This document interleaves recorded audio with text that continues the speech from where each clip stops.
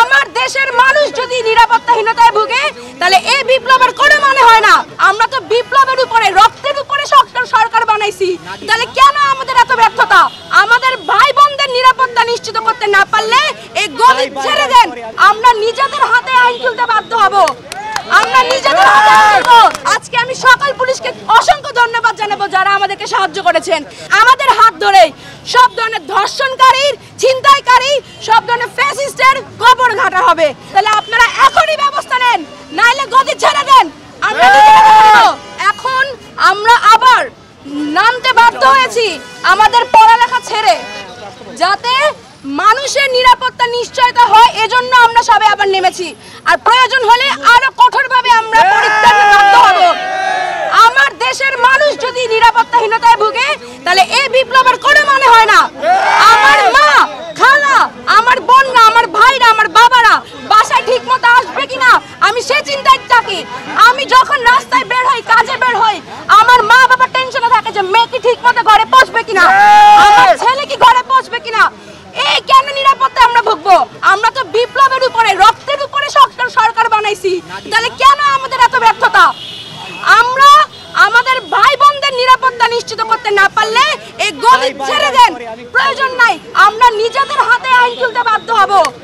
আমরা নিজেদের হাতে 5 তারিখের পরে, 5 আগস্টের পরে যখন ছিনতাইকারীরা আসছিল, ডাকাতে ধরা পড়ছিল, আমাদের এই জেনজিরাই সবাইকে পালাইছে। কোন প্রশাসন আমাদের লাগে নাই। সো আপনারা যদি না পারেন বলেন, আমরা ছাত্রছাত্রীরা আইন তুলে নিব হাতে। আজকে আমি একটা জিনিস খুব পছন্দ হয়েছে যেটা আমি বলতে পারি, আজকে অনেক পুলিশরা আমাদেরকে আসতে সাহায্য করেছে, অনেক সহযোগিতা করেছে। আমরা এমন দৃশ্য দেখতে চাই, এমন পুলিশই আমরা দেখতে চাই। আমরা এরকম পুলিশ চাই, ওরা খুব সুন্দর করে আমাদের রাস্তা পার করিয়ে এনেছে। এই প্রশাসনটাই আমরা চাই। এটা যাতে আজকের এক্সাম্পল না হয়, এটা যাতে প্রতিদিনের দৃশ্য হয় একটা মানুষের সাহায্যের জন্য।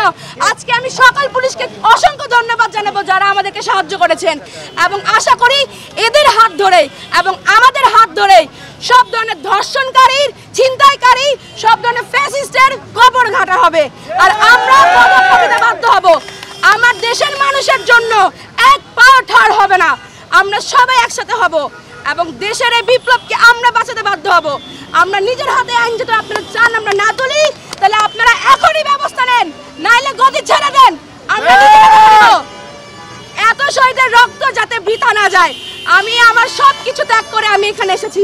ওই সময় আমি সবকিছু ত্যাগ করে, জীবনের মায়া ত্যাগ করে আমাদের ভাই বোনরা নেমেছিল। এটার সাথে আপনারা বেইমানি করতেছেন, বেইমানি করতেছেন আপনারা। আগে অনেক রেপ হতো, এখন মিডিয়াতে প্রকাশ পেত না। এখন যখন মিডিয়াতে দেখা গেছে একটা দুইটা প্রকাশ পেয়ে মানুষ গিলতেছে, এখন আপনারা একটার পর একটা ধর্ষণের আপনারা পোস্ট দিচ্ছেন। তো এতদিন আপনারা নীরব ছিলেন কেন? এতদিন কেন নীরব ছিলেন? এই যে আপনারা মিডিয়ারা যদি স্বতন্ত্রভাবে কাজ না করেন তাইলে কখনোই দেশের সংস্কার লাভ হবে না। কারণ একটা মিডিয়াই জাতির সবকিছু। মিডিয়াই হইতেছে স্বতন্ত্রভাবে দেশের জাস্টিস দিতে পারে, কিন্তু আপনারা যদি ঠিক মতো কাজ না করেন